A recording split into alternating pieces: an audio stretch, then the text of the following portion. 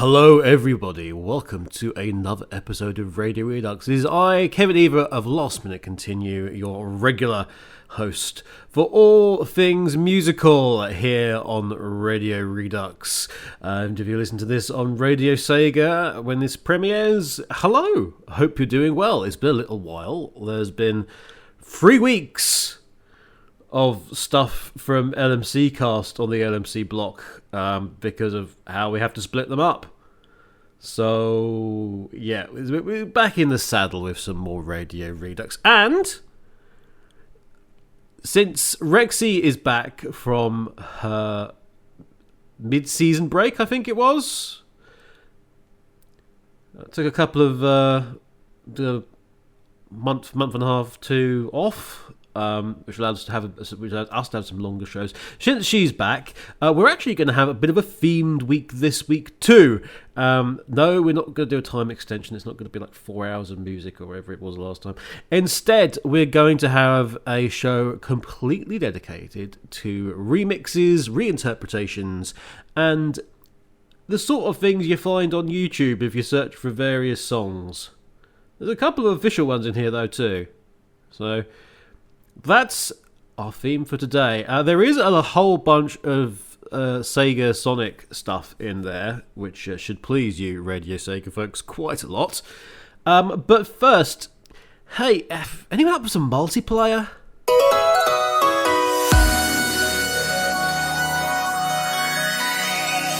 Panicking Rexy that our show will start late since 2020. You're listening to Radio Redux.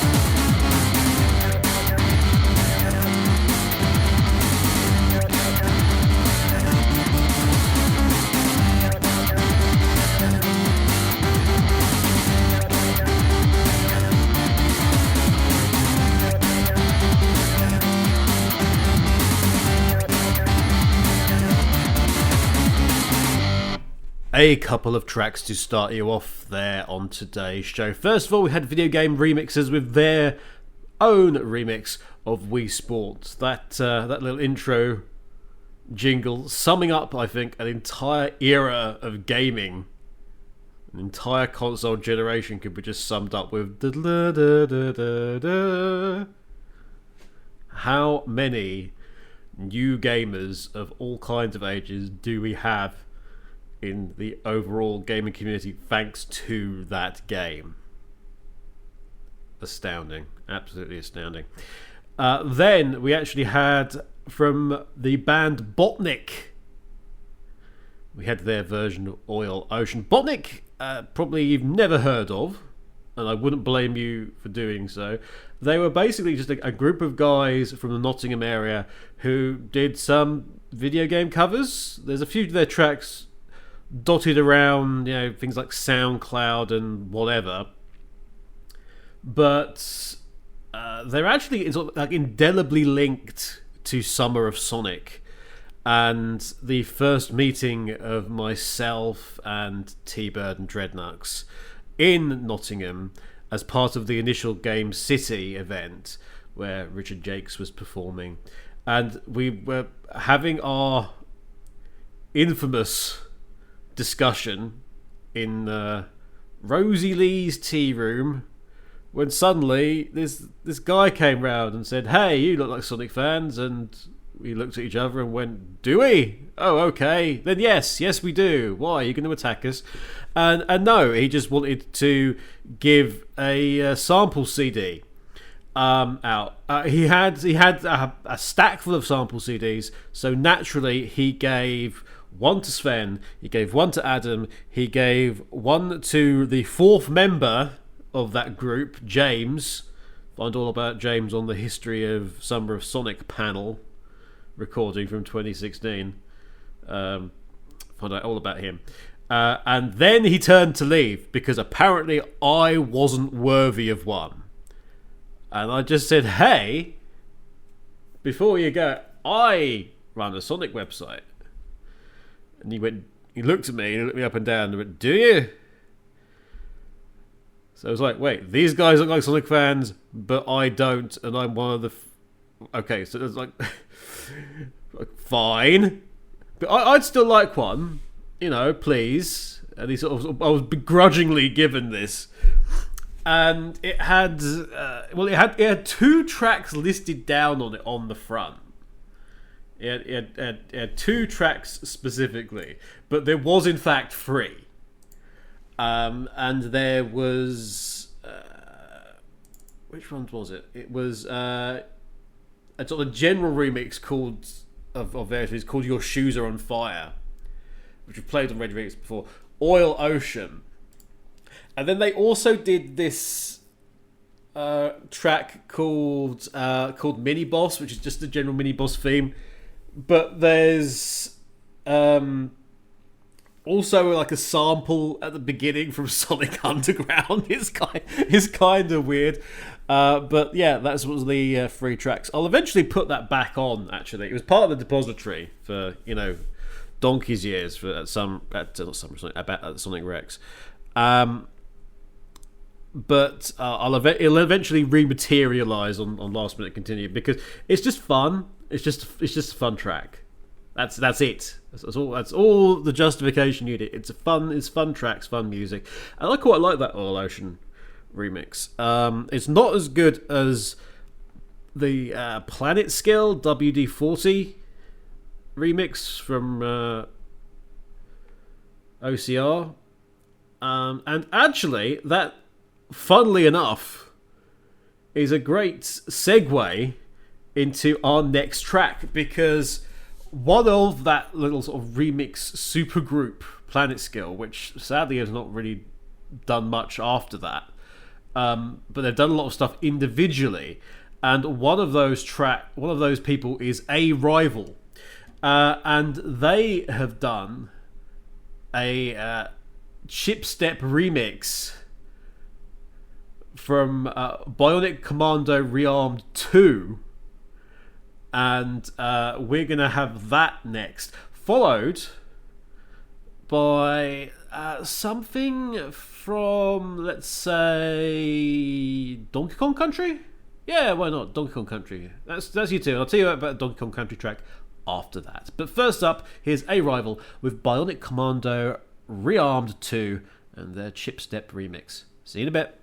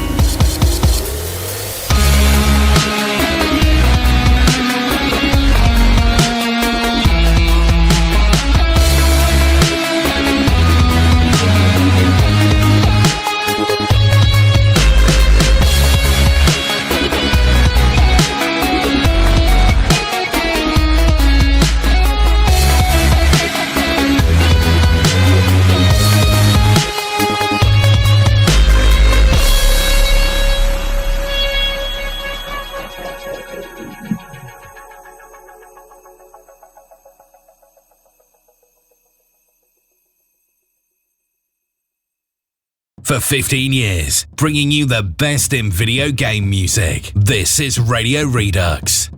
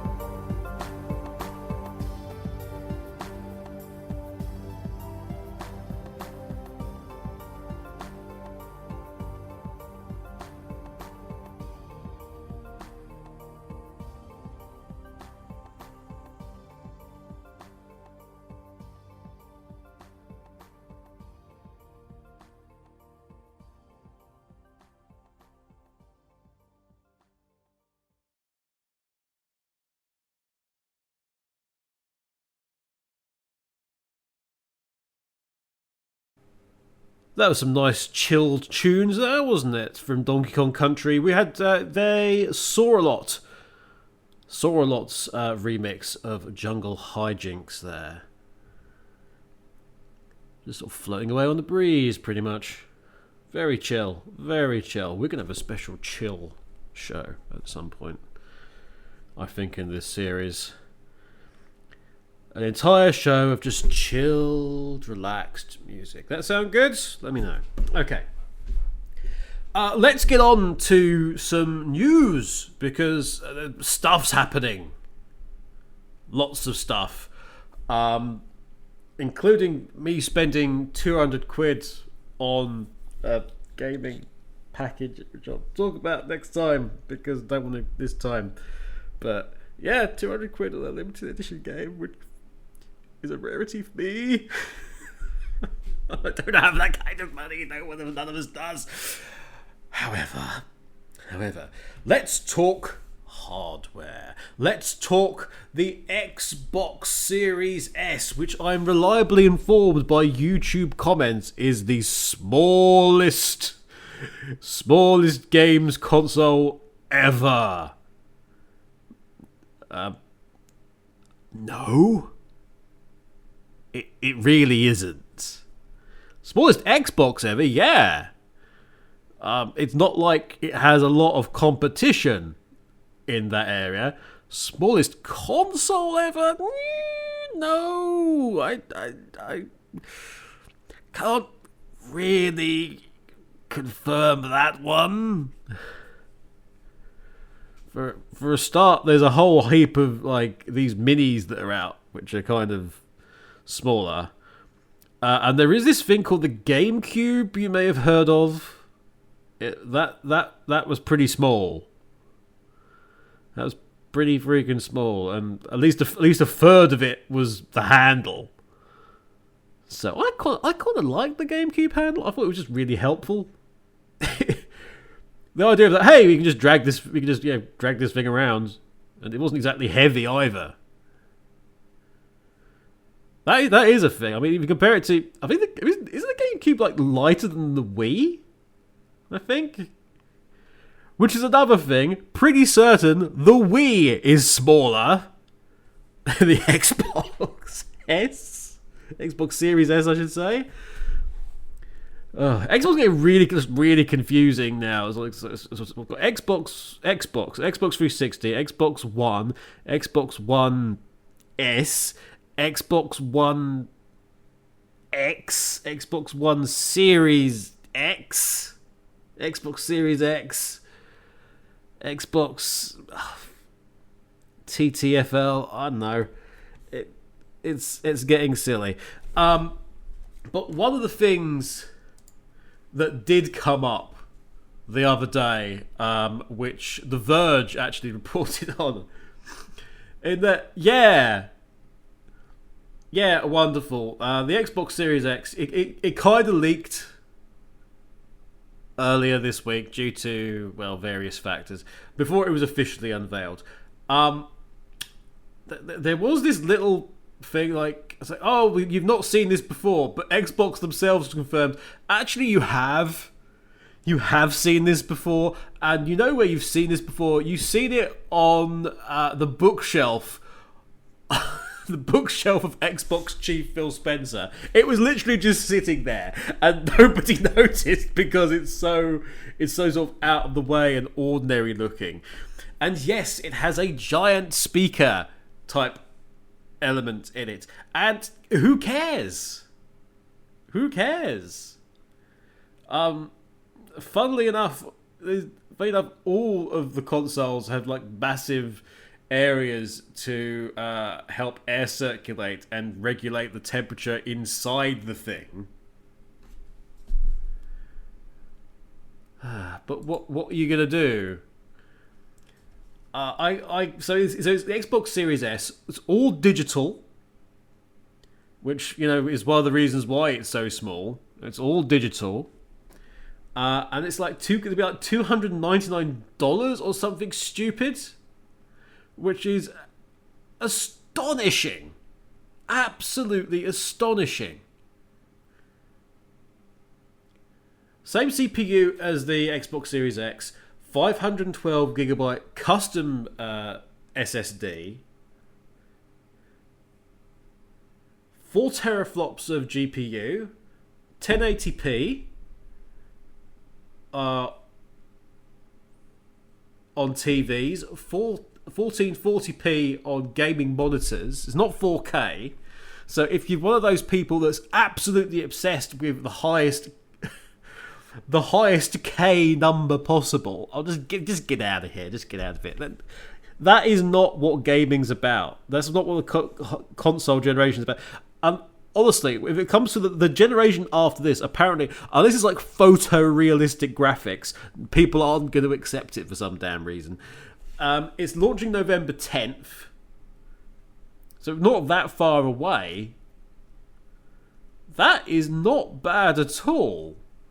We also know that the backward compatibility on games won't be the same as on the Series X.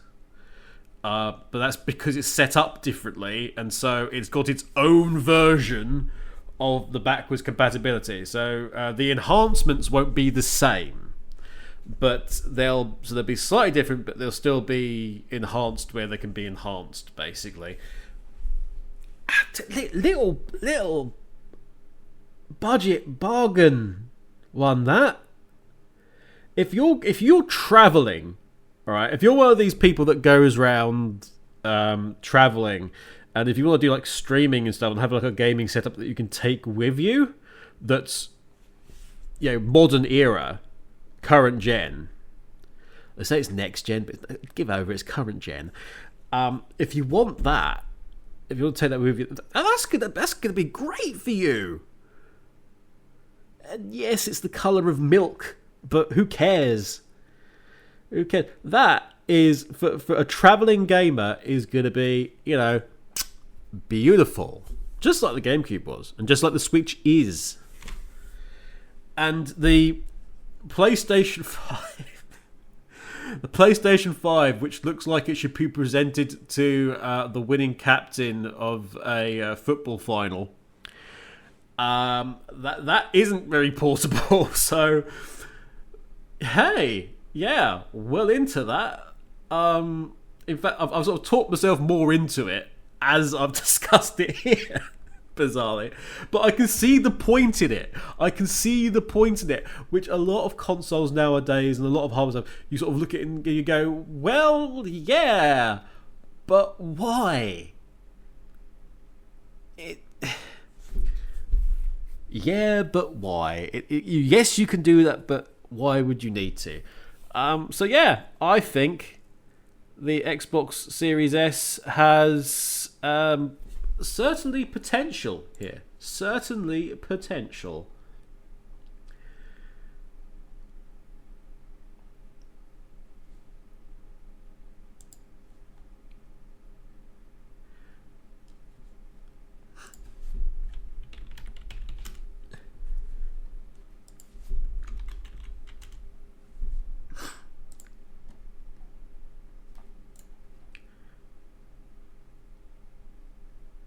Meanwhile, on the opposite side of the fence, we have the PS5,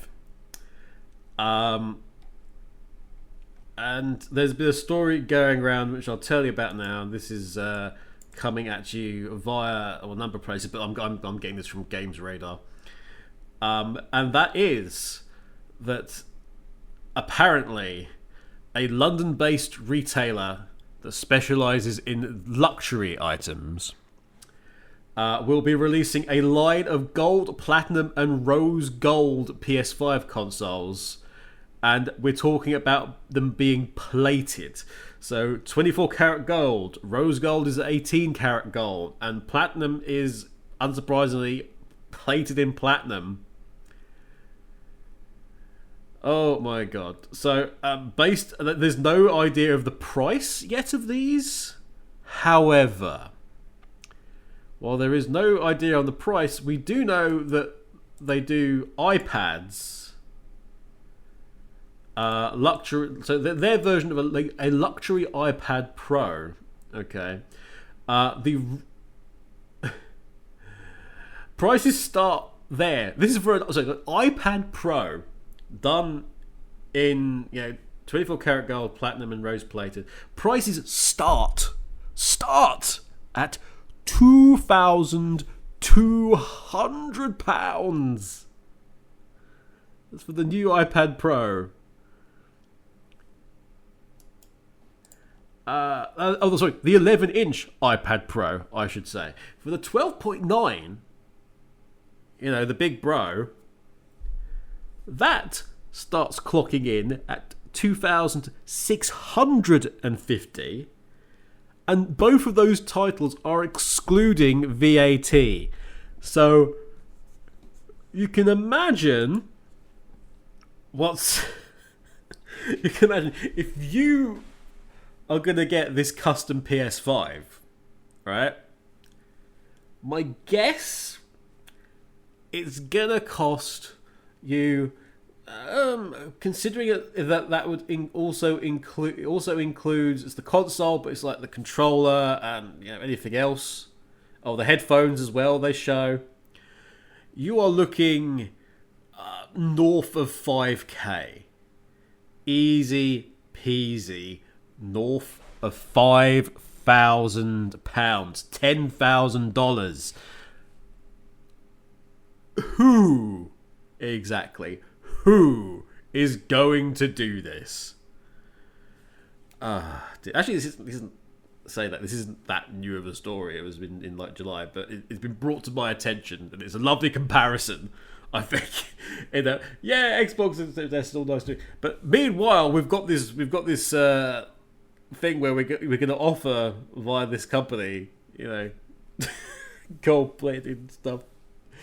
And I'm just gonna raise this point here. I said about cooling earlier.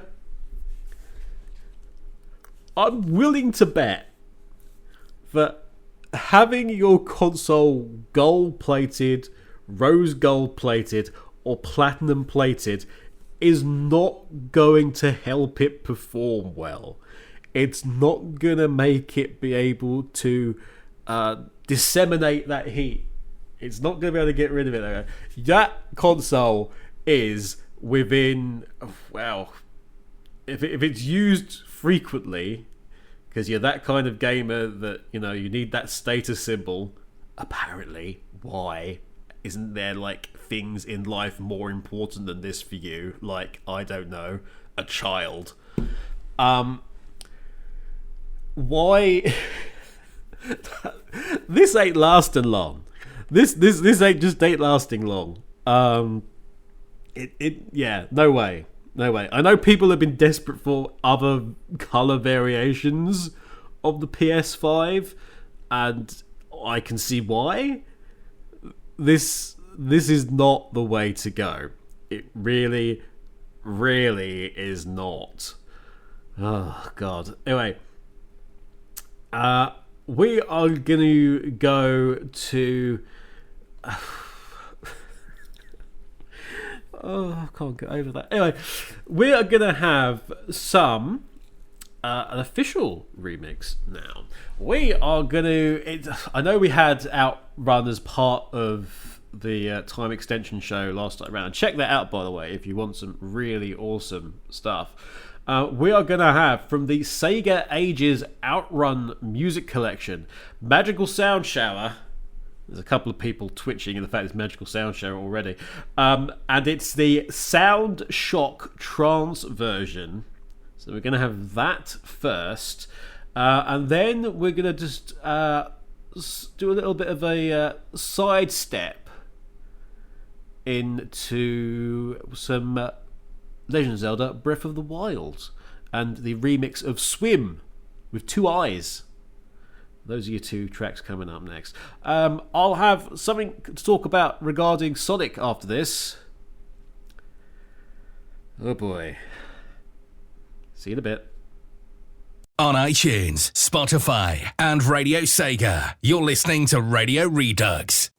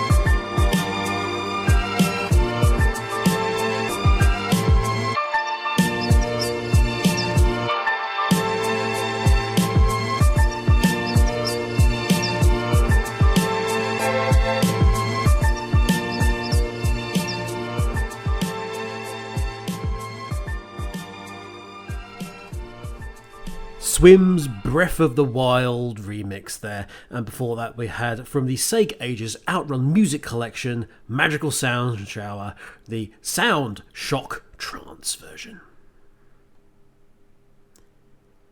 Moving away from that now, we've got some news about Sonic. Yes, Sonic the Hedgehog. Remember him? Hey, remember this hedgehog? You'll never guess what he looks like now. Click here. Well, thanks to a wonderful story that we got this week, it's been confirmed, it's been officially confirmed, everybody, that Sonic's 30th anniversary is happening. Sonic Stadium has confirmed this. It's a go. I don't know why this was apparently something that was still being debated. Because if it was the 29th anniversary this year, pretty certain it wasn't going to be 29B.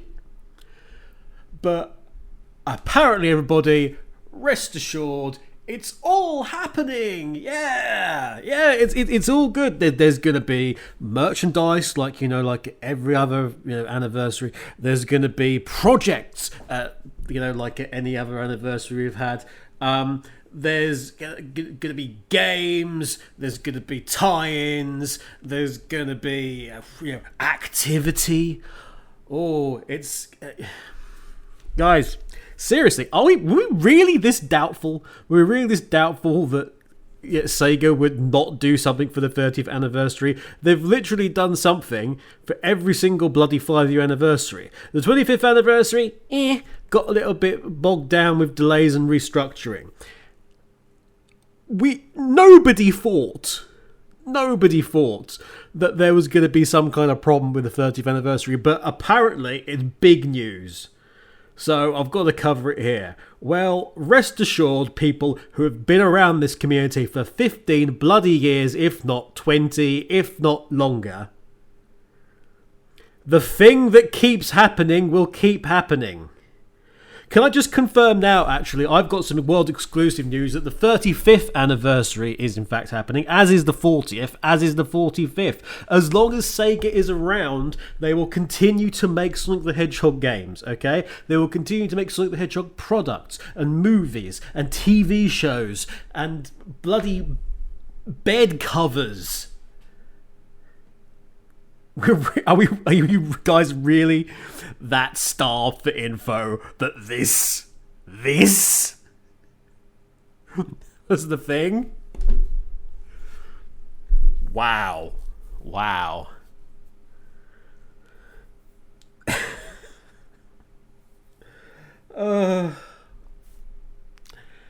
It's okay, but yes, an advert in a licensing magazine has confirmed that Sega like money, and it turns out that their flagship product makes them money, so they'll continue to try making money off of it. It's going to be a year of celebration, it says here. New games, digital content events, major announcement, and a tailored licensing program, aka we've got branded crap to sell you. If you are collecting those collectible coins from the Sega shop, good news, there's a whole bloody gaggle of them heading your way probably soon. Seriously, guys, from a game's point of view, is there going to be a game next year? Yes! Of course there poxy well is. The thing that you need to think about, right? They'll have been working on the 30th anniversary in 2021.